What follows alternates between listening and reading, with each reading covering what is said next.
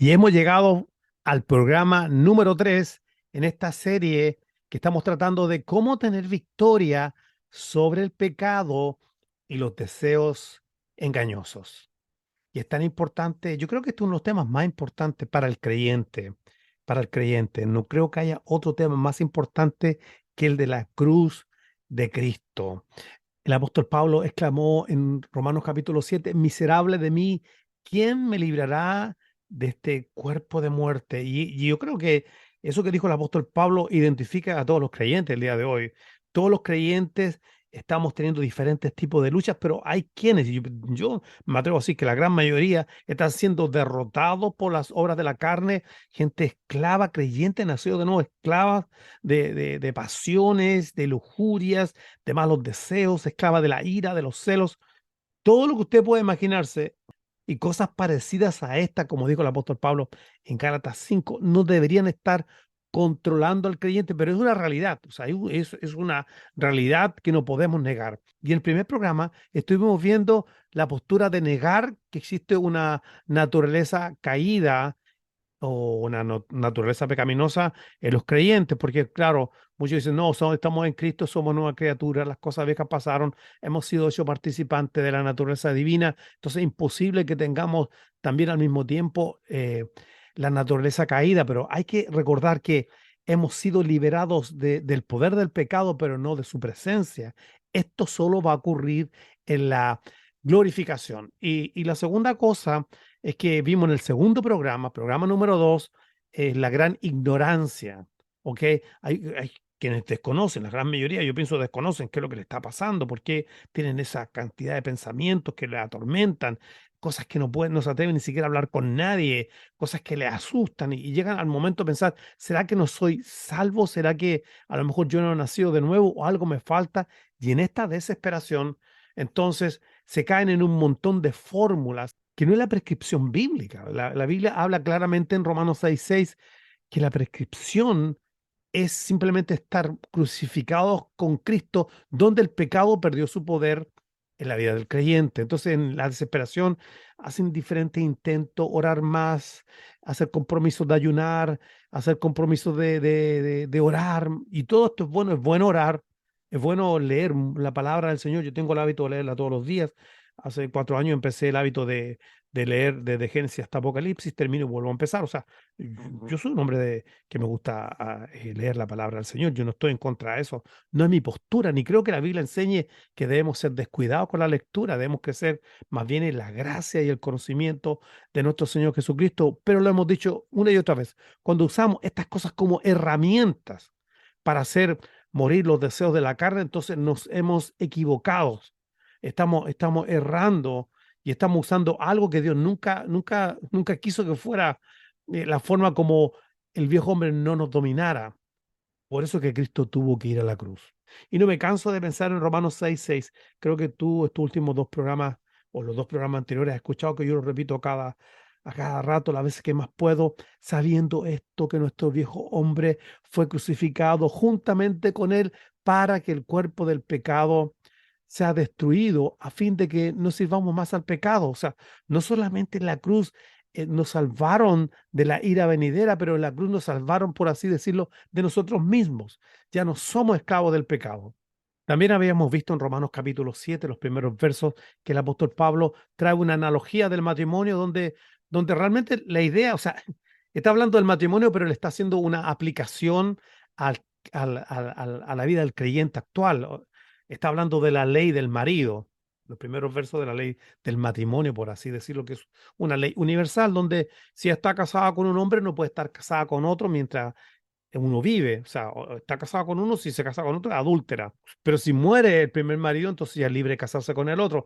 Y después dice, así nosotros también hemos muerto la ley. ¿Ve? Ahora hace una aplicación. Primero la ley del matrimonio, por así decirlo, luego la ley que demanda, la ley que no te capacita, que solamente te muestra el carácter santo, justo de Dios, pero no te da la habilidad, ni a mí tampoco, de poder cumplir o de poder agradar o de poder vivir para Dios, digámoslo así. La ley justa, santa, ¿verdad? La ley buena no nos da la capacidad. Entonces, hemos muerto a ella y a sus demandas, hemos quedado libres de cargos. Se levantaron los cargos que habían en nuestra contra porque en la cruz del Calvario fueron clavadas el acta de decretos que estaba en contra de nosotros. Así que ahora nosotros estamos muertos en la ley y ahora pertenecemos a otro, ¿verdad? Hemos muerto en la ley mediante el cuerpo de Cristo y somos de otro. Tenemos un nuevo marido. ¿Quién es este marido? Jesucristo, que resucitó de los muertos, y estando muertos en Cristo, crucificado, ahora podemos llevar frutos para con Dios. Y de eso se trata Romanos capítulo 6, de cómo llevar a cabo o por qué, si es posible, la santificación. Y en la santificación, como lo hemos dicho otras veces, es donde el pecado va perdiendo su poder. Así que no es lo que tú haces, mira, pon mucha atención, no es lo que tú haces lo que va a marcar la diferencia, sino lo que crees. Y lo que crees debe estar basado en lo que Cristo hizo en la cruz del Calvario, y entonces lo que tú haces va a ser afectado. ¿Entendiste la idea? Entonces, vamos a entrar al programa del día de hoy y vamos a estar hablando de la prescripción o el antídoto, ¿verdad?, que el Señor ha dado para nosotros para que podamos vivir una vida de victoria sobre el pecado y los deseos engañosos. Y también vamos a ver nuestra responsabilidad o nuestra participación. El creyente tiene una participación pasiva y activa en este proceso de santificación, que no es otra cosa podríamos decirlo, de ir formando Cristo en la vida del creyente, ¿ok? Así que mientras tanto que llega el día de la glorificación, pues Dios ha provisto en este proceso la habilidad de que podamos ir siendo santificados, ser moldeados en la imagen del Señor Jesucristo, donde el pecado va perdiendo su poder. En la justificación fuimos declarados sin culpa, fuimos declarados justos por la fe. En la santificación vamos siendo hechos justos, por decirlo en un lenguaje que podamos entender. Pero la pregunta del millón es, a esta altura del partido, ¿cómo podemos hacer realidad Romanos 6:6? Lo voy a leer. Pon mucha atención. No me canso de repetir este texto porque creo que este texto fue el que el Espíritu Santo iluminó en mi vida. Después de sentirme frustrado, después de intentarlo todo. Intenté de todo, de todo, de todo. Sin embargo, este texto no se hizo, no lo pude comprender hasta que el Espíritu Santo no me lo iluminó. Dice así Romanos 6:6, sabiendo esto, hay muchos que no lo saben, que nuestro viejo hombre fue crucificado. ¿Qué es el viejo hombre? La vieja naturaleza. Fue crucificada juntamente con él, con Cristo. Estamos muertos con Cristo. Para que el cuerpo del pecado sea destruido. Esta palabra destruido es griego cartageo. O sea, su poder ha sido roto, reducido a la impotencia, por decirlo de una manera que lo podamos entender. En fin, ¿cuál es el propósito? De que nos sirvamos al pecado. Ahora, para esto, para entender esto, este verso tan maravilloso de cómo se hace realidad en nuestras vidas, pasar de la teoría a la práctica, vamos a tener que volver a los dos primeros versos de Romanos capítulo 6. Hemos estado, cada vez que hemos empezado el programa, leemos Romanos capítulo 6, verso 1 y verso 2. Y ahora vamos a ver la última parte. Quizás nos vamos a concentrar en la parte B del verso 2, pero voy a leer los dos versos para que los tomemos en cuenta en el contexto. ¿Qué pues diremos? ¿Perseveraremos en el pecado para que la gracia abunde? En ninguna manera. Mira ahora, esta es la razón por la cual no podemos perseverar en el pecado, porque los que hemos muerto al pecado, ¿cómo viviremos aún en él? ¿Qué significa la expresión los que hemos muerto? Bueno, muerte es separación. En la cruz hemos sido separados del pecado. Ya no estamos en ninguna forma o ninguna clase de relación con él. Ya no nos identificamos con el pecado. Se perdió la relación. Ya no tenemos, como te acuerdas cuando leíamos delante de Romanos capítulo 7, ya hay la mujer, en los primeros versos, ya se murió el marido, entonces ahora ya no tiene relación con el otro marido, ahora tienen la relación con un nuevo marido. Del mismo modo, nosotros hemos roto la relación, hemos muerto al pecado, estamos muertos, no tenemos ningún tipo de relación. Ahora, fíjate, los siguientes versos de Romanos 6 nos explican cómo fue que fuimos separados del pecado. Estamos ahí en Romanos capítulo 6, el verso 2, la parte B. Vamos a seguir en Romanos 6, versos 3 y 4. ¿No sabéis que todos los que hemos sido bautizados en Cristo Jesús hemos sido bautizados en su muerte? Porque somos sepultados juntamente con Él para muerte por el bautismo, a fin de que como Cristo resucitó de los muertos por la gloria del Padre, así también nosotros andemos en vida nueva. El bautismo del verso de Romanos 6:4 no es el bautismo en agua. Yo creo que casi la gran mayoría piensa que está hablando del bautismo en agua, pero ahí no está hablando del bautismo en agua. De hecho, dice los que hemos sido bautizados, no en agua, no en H2O, dice los que hemos sido bautizados en Cristo. Y ser bautizados en Cristo es simplemente identificarnos con Cristo. Estamos identificados en su muerte. Estamos identificados con Cristo en su sepultura y nos hemos identificado con Él en su resurrección. ¿Ok? Entonces, el verso dice claramente que este bautismo significa que hemos sido impregnados. Eso es bautismo. Hemos sido impregnados, sumergidos en su muerte. Hemos sido sumergidos en este bautismo de muerte y con Cristo estamos revestidos, con Cristo estamos identificados. Y algo muy parecido la Biblia nos enseña de identificarse cuando habla del bautismo y identificarse con alguien. Por ejemplo, en 1 Corintios capítulo 10, verso 1 y 2 dice, porque no quiero, hermanos, que ignoréis que nuestros padres, dice el apóstol Pablo, todos estuvieron bajo la nube y todos pasaron el mar y todos en Moisés, no en el agua, en Moisés fueron bautizados en la nube y en el mar. Entonces, esta idea de ser bautizado en Moisés porque el pueblo se identificó con Moisés.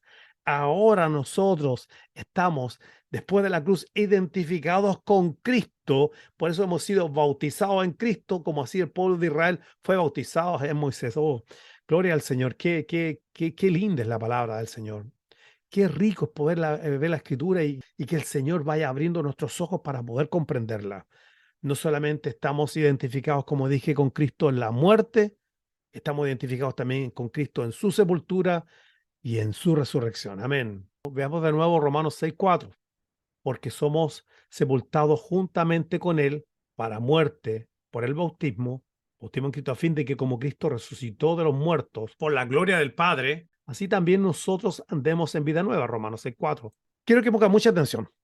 Así como la muerte en la cruz de nuestro Señor Jesucristo tiene el propósito de romper el poder que tenía el pecado en nuestra vida, Romanos 6:6, la resurrección de Cristo por causa de la cruz, o sea, la cruz es el origen, hace posible que podamos vivir una vida nueva en donde la naturaleza pecaminosa ha perdido su poder.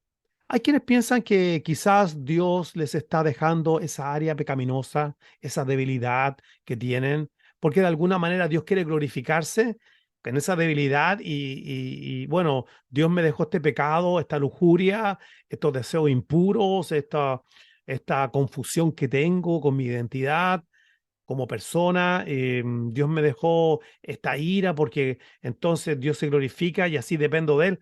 Pero es todo lo contrario. Dios se glorifica y Él se lleva toda gloria cuando nosotros honramos lo que Cristo hizo por nosotros. La misma Biblia dice que al que el Hijo del Hombre libertare, este será verdaderamente libre. Dios no nos quiere esclavos del pecado en cualquiera sea su forma. Dios no te quiere esclavo de adicciones de ningún tipo. Dios no te quiere esclavo ni de ese viejo hombre que se levanta con ira, con celos, con lujuria, con lo que sea.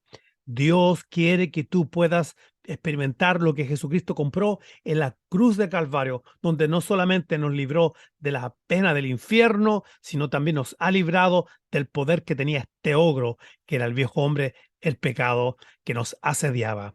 Vamos a tomar una pausa de 30 segundos y ya volvemos. Es tan importante que entendamos nuestra identificación con la muerte, sepultura y resurrección de Cristo, que el Espíritu Santo se encargó que el apóstol Pablo lo recalcara una y otra vez, lo cual vemos en los siguientes versos, porque en los primeros versos, desde el 2 al 4, está hablando de la muerte, la sepultura y la resurrección. El énfasis de la muerte, la resurrección, lo vemos nuevamente en los siguientes versos, o sea, como que quiere que no se nos olvide que estamos identificados con la muerte, no se nos olvide que estamos identificados con la resurrección. Y tomo del verso 5 de Romanos 6 al 11, voy a leer 5 o 6 pasajes. Dice, porque si fuimos plantados juntamente con Él en semejanza a su muerte, ¿verdad?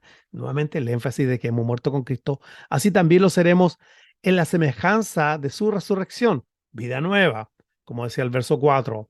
Sabiendo esto que nuestro viejo hombre fue crucificado juntamente con Él, o sea, en la cruz, la muerte, para que el cuerpo del pecado sea destruido. a fin de que nos sirvamos más al pecado, ya lo hemos dicho, porque el que ha muerto ha sido justificado del pecado, la muerte, estamos identificados con la muerte de Cristo. Y si morimos con Cristo, la cruz, creemos que también viviremos con Él, la resurrección, la vida nueva, sabiendo que Cristo ha resucitado de los muertos, argumento de la resurrección, y ya no muere, la muerte no se enseñorea más de Él, porque en cuanto murió, al pecado murió una vez por todas, más en cuanto vive, para Dios vive. Así que ya Cristo no vuelve a morir, la muerte no se enseñorea, ya entonces el pecado tampoco se va a enseñorear de nosotros. Esa es la idea.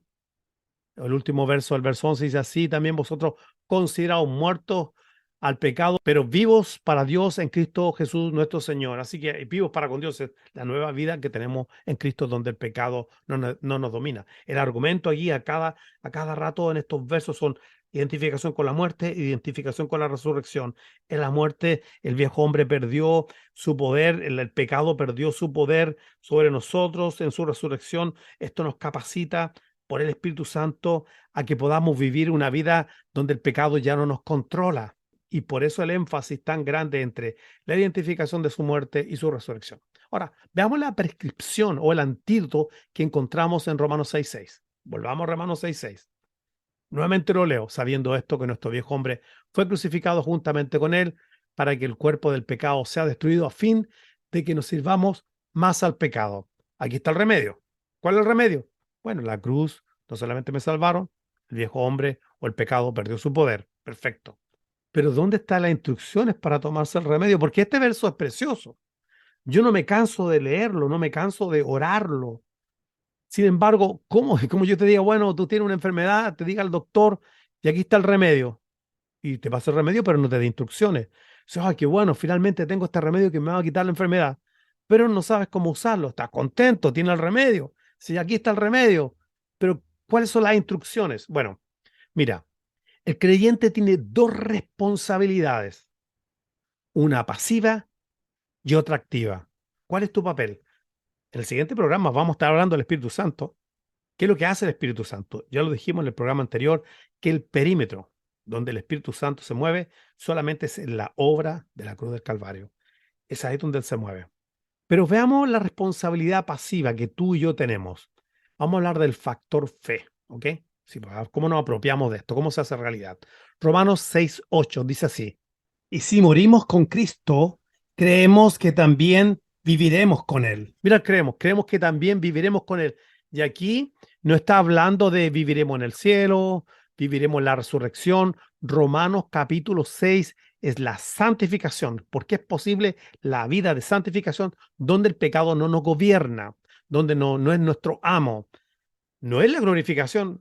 El capítulo 8, la primera parte no, pero a partir más o menos de, no sé, del verso 20 en adelante, empieza a hablarnos de la glorificación, de la redención del cuerpo, en fin. O sea, hay bastante argumentos sobre la glorificación, pero Romanos 6 no es la glorificación, simplemente es la santificación. Así que cuando la Biblia habla de que creemos que también viviremos con Él, podemos decir que creemos que también viviremos esta vida de resurrección donde el pecado no nos domina. Factor fe, creemos. O sea, ¿lo crees? ¿Qué crees tú?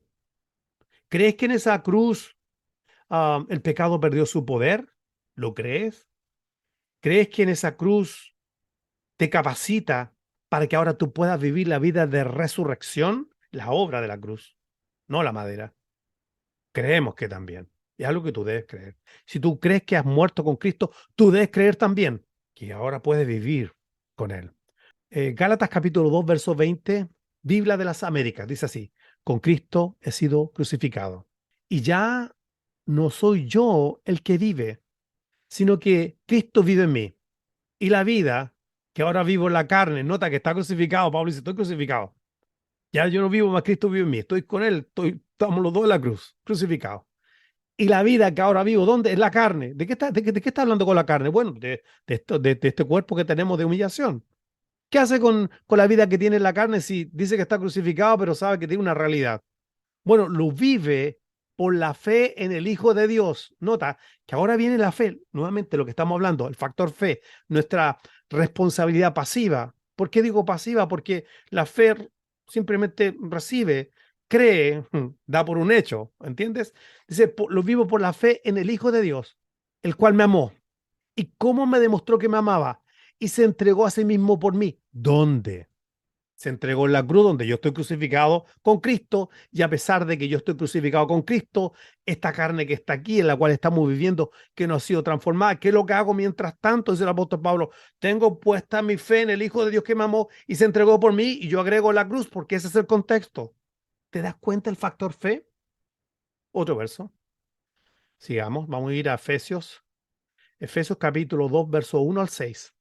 Dice, Él os dio vida a vosotros cuando estabais muertos en vuestros delitos y pecados, en los cuales anduviste en otro tiempo siguiendo la corriente de este mundo, conforme al príncipe de la potestad del aire, el espíritu que ahora opera en los hijos de desobediencia, en los cuales también todos nosotros vivimos en otro tiempo en los deseos de nuestra carne, haciendo la voluntad de la carne y de los pensamientos, y éramos por naturaleza hijos de ira, lo mismo que los demás. Pero Dios, qué rico misericordia, por su gran amor con que nos amó, aun estando nosotros muertos en pecado, nos dio vida juntamente con Cristo. Por gracia soy salvo y juntamente con Él nos resucitó. Para. Y juntamente, ¿qué? ¿Con Él qué cosa? Nos resucitó.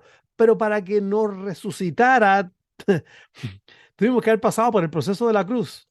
Juntamente con Él nos resucitó, estamos identificados con la cruz, estamos identificados con la tumba y estamos identificados con la resurrección de Cristo y asimismo nos hizo sentar en lugares celestiales. Ahora, parece que fuera una contradicción porque dice que en otro tiempo anduvimos haciendo la voluntad de la carne y los pensamientos y éramos por naturaleza hijos de ira y algunos toman estos versos y dicen, eso era antes, pero ahora un creyente no está supuesto a tener esta naturaleza caída porque dice que antes lo hacíamos. Parece que esto fuera una contradicción, pero le voy a demostrar lo contrario. Estos versos, uno los lee así y no lee otros versos más de Efesios, entonces uno cree que antes hacíamos la voluntad de la carne y los pensamientos, pero ahora ya no. Y a lo mejor tú te preguntas, ¿y por qué yo todavía tengo estos pensamientos? ¿Y por qué todavía tengo estos impulsos? Si no has visto el programa número 1, te invito a verlo. Si no has visto el programa número 2, te invito a verlo. Programa número 1, la gran negación. El programa número 2, la gran ignorancia. Y ahora estamos viendo el gran antídoto, la gran prescripción, la cruz de Cristo. Entonces, parece que fuera como una contradicción, pero no es así. Mira, quiero que veas que la santificación o en la santificación es donde el pecado va perdiendo su poder. Y esto es un asunto de fe. Es por eso que te hablé de que esto es una responsabilidad que tenemos pasiva como creyente. Mira, vamos a leer otros versos de aquí de Efesios, Efesios 4, 22 y el 24. En cuanto a la pasada manera de vivir, Efesios 1 hablaba de eso, que teníamos una pasada manera de vivir, donde andamos con la voluntad de los pensamientos de la carne, pero ahora dice en cuanto a la pasada manera de vivir, despojados del viejo hombre que está viciado conforme a los deseos engañosos, o sea que ahora hay algo que tenemos que hacer, una mecánica y renovados en el espíritu de vuestra mente y vestido del nuevo hombre, creado según Dios en justicia y santidad de la verdad. Entonces, tenemos por una parte que el apóstol Pablo nos dice que antes andamos la voluntad de la carne, antes caminamos la voluntad de los pensamientos, antes éramos por naturaleza hijos de ira y ahora nos dice, sí, pero ahora se tienen que despojar. Ok, entonces, ¿cómo yo me despojo? ¿Qué me capacita para que yo me despoje y yo pueda vivir esta vida resucitada? Vamos a leer Efesios capítulo 1, versos 19 y 20, que son los versos anteriores antes que Pablo empiece a comenzar a decir que antes nosotros teníamos una vida donde los pensamientos, la carne, los deseos malos nos gobernaban. Mira, capítulo 1, versos 19 y 20. ¿Y cuál es la súper eminente grandeza de su poder para con nosotros? ¿Cómo es la grandeza de su poder? Supereminente. ¿Para quiénes? Para nosotros, los que creemos. ¿Los que qué? Los que creemos.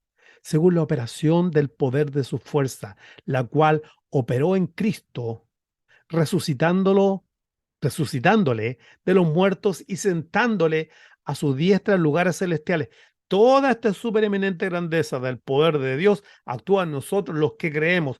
Y cuando cuando te introduce ahí, el creer está conectado con el poder que resucitó a Cristo de los muertos y que lo levantó. Porque todo esto es una cadena de procesos de muerte, sepultura y resurrección. En la muerte el pecado fue vencido, fue roto su poder, y en la resurrección nos capacita para que podamos, como Cristo resucitó por la gloria de Dios, así también nosotros podamos andar en esta nueva vida. Pero eso solamente se hace posible cuando nosotros ponemos la fe en el lugar correcto, donde nosotros ponemos nuestra fe en el lugar correcto. ¿Y dónde es ese lugar? En la cruz del Calvario, donde nuestro Señor Jesucristo pagó el precio, no solamente para que nos fuéramos al infierno, sino también en la cruz del Calvario se le rompió el poder que tenía el pecado en la vida del creyente. Por eso dice el autor de Hebreo, los que hemos creído hemos entrado en el reposo. Por eso yo a esta primera parte le denominé la responsabilidad pasiva, porque es creer solamente. Ahora, alguien a lo mejor estará pensando, sí, pero creer, o sea que es solamente un asunto de creer y no tenemos ninguna otra responsabilidad. Claro, tenemos también una responsabilidad activa. Romanos 6, 11 y 12. Seguimos. No reine pues el pecado en vuestro cuerpo mortal, de modo que lo obedezcáis en sus concupiscencias, ni tampoco presentéis vuestros miembros al pecado como instrumentos de iniquidad, sino, mira, ¿te das cuenta? Nosotros presentamos nuestros miembros al pecado como instrumento. El cuerpo es neutro, para decirlo de verdad, el cuerpo es neutro. Lo que pasa es que hay una naturaleza, una fuerza, una ley que está en mis miembros. Pero tú puedes presentar tu cuerpo como un instrumento para la iniquidad. Dice, si no presentaos vosotros mismos a Dios como vivos entre los muertos y vuestros miembros a Dios como instrumentos de justicia. El apóstol Pablo vuelve a repetir la misma idea en otros versos más adelante, ahí mismo en Romanos 6. Nos vamos a ver al Romanos 6, 19 y 20. Voy a leértelo, pero primero vamos a tomar una pausa bien cortita de 30 segundos y ya volvemos. El apóstol Pablo, decíamos antes de la pausa, vuelve a repetir la misma idea unos versos más adelante, ahí mismo en Romanos 6, y lo vamos a leer en Romanos 6, que del verso 19 al 20 dice, hablo como humano, por vuestra humana debilidad, que así como para iniquidad presentasteis vuestros miembros para servir a la inmundicia y a la iniquidad, así ahora para santificación.